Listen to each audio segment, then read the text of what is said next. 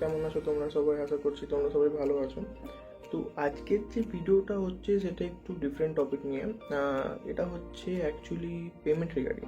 আমরা তো অনেক সময় ইউপিআই পেমেন্ট করে থাকি আজকের দিনে, যেমন ফোনপে, গুগল পে, পেটিএম, নানান ধরনের আমরা অ্যাপ্লিকেশন ইউজ করছি পেমেন্টের জন্য। এটা আমাদের আজকের প্রতিনিয়ত একটা অভ্যাস হয়ে গেছে। ক্যাশ বললে অনেক কমই ইউজ করে আজকের দিনে। তো এবারে কী হয়, পেমেন্ট করতে করতে অনেক সময় আমরা ভুলবশত একটা যদি অন্য কোনো ডিফারেন্ট পেমেন্ট আইডিতে আমরা পেমেন্ট করে ফেলি, কোনো অন্য ইউপিআই আইডিতে পেমেন্ট করে ফেলি, তখন সেই ক্ষেত্রে আমাদের কী করণীয়, সেই টপিক নিয়ে আমার আজকের ভিডিওটা। তো সবার প্রথমে যেটা করতে হবে সেটা হচ্ছে আমাদেরকে যেতে হবে এই ওয়েবসাইটটাতে, এনপিসিআই ওয়েবসাইটটাতে। এখানে গিয়ে পরে আমাদেরকে সর্বপ্রথম গেট ইন টাচ অপশান যেখানে আছে সেখানে আমাদেরকে ক্লিক করতে হবে। এই যে গেট ইন টাচ অপশান, এখানে গিয়ে ইউপিআই কমপ্লেন্টে গিয়ে তুমি যদি একটু স্ক্রল ডাউন করো, তাহলে এখানে যে ট্রানজ্যাকশান আছে এই ট্রানজ্যাকশানে গিয়ে পরে আমাদেরকে এই ফর্মটা ফিল আপ করতে হবে। যেমন এখানে আমাদের মেনশন করতে হবে নেচার অফ ট্রানজ্যাকশান কী ছিল।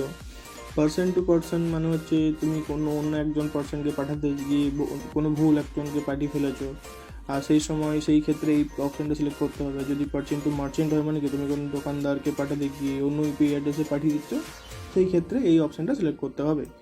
তো সিলেক্ট করার পরে ইস্যু সিলেক্ট করতে হবে। কি ইস্যু? আমাদেরকে এখানে যেটা সিলেক্ট করতে হবে সেটা হচ্ছে incorrectly transfer to another account. এইটা আমাদের এখানে মেনশন করতে হবে যে ভুল করে আমরা অন্য অ্যাকাউন্টে ট্রান্সফার করে ফেলেছি। এখানে কমেন্ট মানে যে প্রবলেমটা তোমার প্রপারলি হয়েছে সেখানে তুমি কমেন্ট এখানে মেনশন করতে পারো।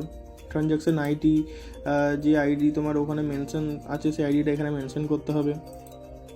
ব্যাঙ্ক নেম, ঠিক আছে, তোমাকে এখানে ব্যাঙ্কের যে নেম আছে সেটা তোমাকে এখানে মেনশন করতে হবে। ভিপিআই আইডিটাও তোমাকে এখানে মেনশন করতে হবে। তুমি যখন পেমেন্ট ডিটেলসটা চেক করবে ওখানে তুমি পেয়ে যাবে ভিপিআই অ্যাড্রেসটা, ভার্চুয়াল পেমেন্ট অ্যাড্রেস। ওখানে তোমাকে এটা প্রপারলি মেনশন করতে হবে। যে অ্যামাউন্টটা তুমি ট্রান্সফার করে ফেলেছো সেই অ্যামাউন্টটা এখানে দিতে হবে। ডেট অফ ট্রানজ্যাকশন এখানে দিতে হবে। তারপরে যেটা আছে ইমেল আইডি, ঠিক আছে, তোমার যে ইমেল আইডি আছে সেখানে এখানে মেনশন করতে হবে। রেজিস্টার্ড মোবাইল নাম্বার এখানে দিতে হবে। তারপরে এখানে যে তোমার ব্যাঙ্ক স্টেটমেন্ট আছে, এই দেখো এখানে লেখা আছে attach to your upload bank account statement, এখানে এটা দিতে হবে, যেটা 2 MB কম হতে হবে, এবং যেটা জেপিজি অথবা জেপ্যাক অথবা পিডিএফ জিপ ফাইলে তুমি এখানে সাবমিট করতে পারো। এখানে সাবমিট করার পর তোমাকে এখানে একটা ওরা আইডি দেবে, সেই আইডিটা তুমি নিজের কাছে রেখে দিলে এরা 7-8 দিনের মধ্যে তোমাকে যে তোমার অ্যাকাউন্টে যে রিফান্ডে যে প্রবলেম হয়েছে, ভুল করে যে পাঠিয়ে ফেলেছে সেটা তোমার অ্যাকাউন্টে ওরা আবার রিফান্ড করে দেবে। যদি এটা করেও না কোনো লাভ হয়, সেই ক্ষেত্রে তুমি আরবিআইতে গিয়ে একটা কমপ্লেন করতে পারো। আরবিআইতে গিয়ে তুমি এখানেও একটা কমপ্লেন রেজ করতে পারো। এই দুটো স্টেপ ফলো করার পর যেটা আমাদেরকে করতে হবে সেটা হচ্ছে মোস্ট ইম্পর্ট্যান্ট, সেটা হচ্ছে প্রথমত আমাদেরকে যে অ্যাপ আমরা ইউজ করেছিলাম পেমেন্ট করার জন্য, যদি ফোনপেতে করি অথবা গুগল পে অথবা পেটিএম, তো সেই অ্যাপের যে কাস্টমার কেয়ার নাম্বার সেখানে আমাদেরকে ফোন করে একটা রিফান্ড রিকোয়েস্ট মেনশন করতে হবে অবশ্যই। তো তাদের কাস্টমার কেয়ারের নাম্বারটা আমি এখানে ডিসপ্লেতে মেনশন করে দিচ্ছি, সেটা নোট ডাউন করে রেখে দিতে পারো। যদি ভিডিওটা ভালো লেগে থাকে চ্যানেলটা সাবস্ক্রাইব করতে ভুলবে না, এবং পেজটিকে ফলো করে আমাদের সাবস্ক্রাইব করো। Thank you.